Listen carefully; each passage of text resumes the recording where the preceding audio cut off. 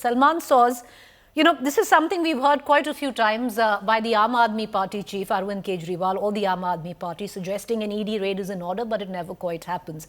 What made Rahul Gandhi, at somewhere 2 in the night, suddenly decide to tweet out that the ED is going to raid him? Preeti, when Rahul Gandhi speaks, the record is there for everyone to see. When he speaks, those things usually come true. This would not in any way be something unexpected, because if you remember, in 2022, he was with the ED for more than 50 hours over 5 days. In fact, when he went there, he told the ED officers that I'm not here because you called me. I'm here to see for myself who is trying to kill democracy in India. That is what he told them at that time. The record of the government is before us.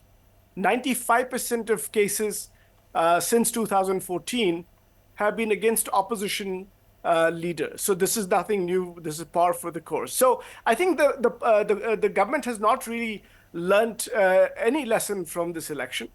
This is the same political party, the BJP, that basically orchestrated a trumped-up defamation charge against Rahul Gandhi, and the judges in the High Court in Gujarat and the lower court there, they basically, gave him the maximum sentence of 2 years, because I don't know why, because the Supreme Court could not say why he was given that maximum sentence. There was no reason given.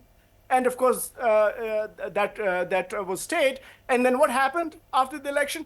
The same people who tried to disqualify him had to basically give him an even bigger home. Okay.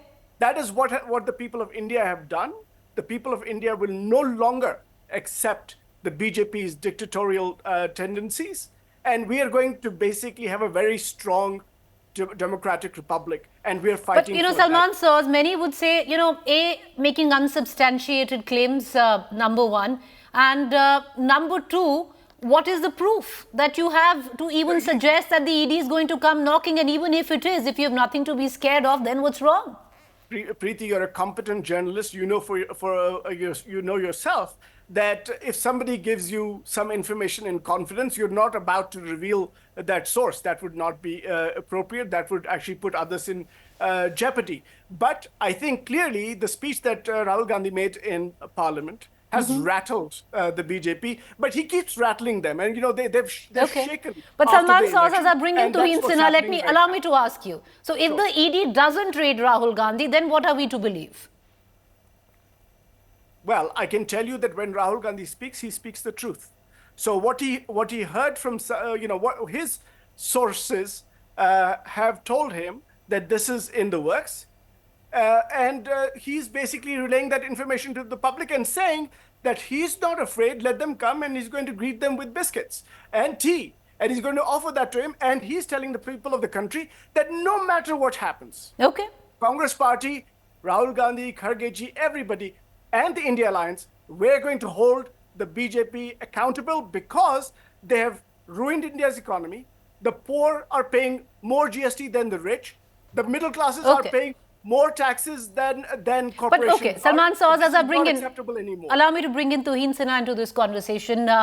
But also, many would also suggest that why bring in agencies when you can directly attack the government, and why attack the government through the agencies there. But Tuhin Sinha, it does seem, as what the Congress alleges, that the speech and Rahul Gandhi is seemingly getting under your skin, especially even the comment that he made in the middle of the night. Why react if the charges are, wild allegations is what you say? Good evening, Preeti. Good evening, everybody. Time and again with his actions, Rahul Gandhi has proved that he is not only a man of zero credibility, but also the biggest coward in the country. The point is, there is widespread anger against him in Wayanad because of, one, his inability or whatever, his lack of interest in reaching Wayanad. He reached there a good 48 hours after the RSS workers and George Kurian were already on the field. And secondly, why I think the entire country is upset with his speech. The way he has been dividing people, the way he has been spreading misinformation. Somebody called Pratap Bhanu Mehta who is essentially a part of the Congress ecosystem, if he can raise a concern about the way he is going about dividing the country, I think the entire country is upset. But to link it with a false and unsubstantiated charge in the middle of the night shows that he's a coward, shows that he doesn't want to face the people. He doesn't want to face the people of Wayanad. Shows that he has no courage to face the ED, if at all. That's an imaginary thing, but if at all, politicians need to be prepared to face agencies. Politicians need to be prepared to go to jail. I mean, these people have put Rajnath Singh and a host of other leaders behind bars for 2.5 years and the kind without any charges. And he's scared to face an agency that too, and he makes imaginary charges. I think, he needs to grow out of his Khatakhat model of politics and Halwa model of politics and, bring a little more gravitas into what he says.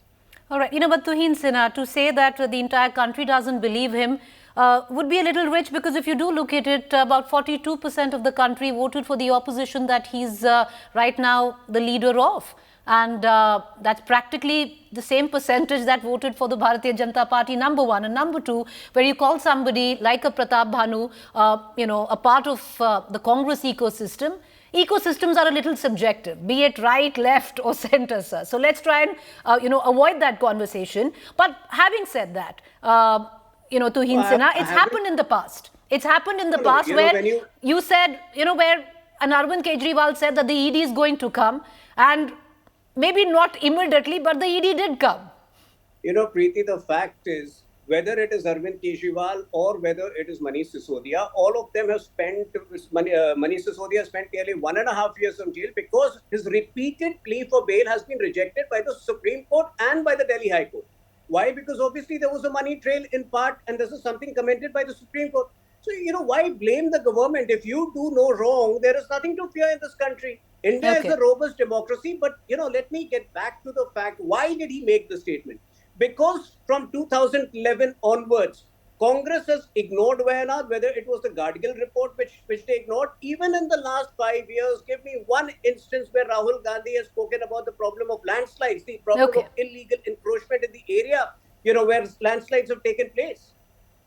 All right. Okay. So the argument clearly is that he's trying to divert attention. He didn't do his job, as what the BJP alleges, for someone who abandoned Wayanad. But now, of course, his sister is going to step in to fight that election. But I just want to, widen the ambit of debate. But also, Tuhin Sinha, you speak of political leaders who spent a fair amount of time in jail, but they've spent that time even without the trial beginning and under the PMLA law. And you and I both know what 19A of the PMLA means.